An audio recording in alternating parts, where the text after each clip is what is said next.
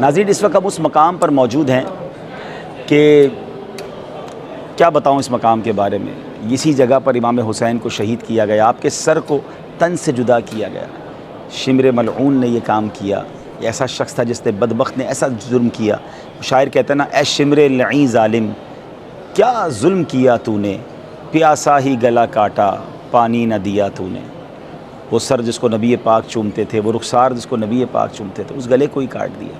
ناظرین یہاں میں ایک اور بات بتاؤں کہ امام حسین کے سر انور کی ایک کرامت یہ تھی کہ جب آپ کے سر اقدس کو نیزے پر اٹھایا گیا نا تو سر مبارک نیزے پر بھی تلاوت قرآن کر رہا تھا. پھر پیغام ہے ہمارے لیے کہ آپ کا سر انور تن سے جدا ہو کر بھی تلاوت کرے. اور آج ہم زندگی میں کتنی تلاوت کرتے ہیں، کتنا قرآن سے دور ہیں اپنے بارے میں جانیے. وہ شاعر کہتے ہیں نا، تلاوت ہو تو ایسی ہو، عبادت ہو تو ایسی ہو، تلاوت ہو تو ایسی ہو، عبادت ہو تو ایسی ہو.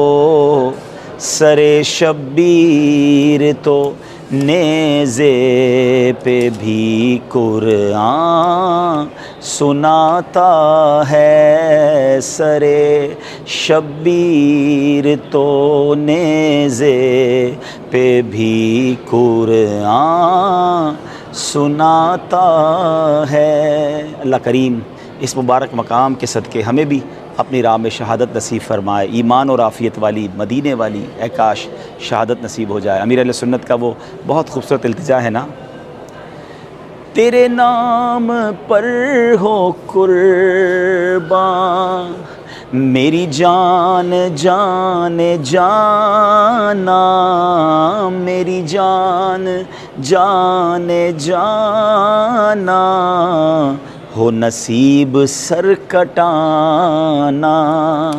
مدنی مدینے والے ہو نصیب سر کٹانا، مدنی مدینے والے.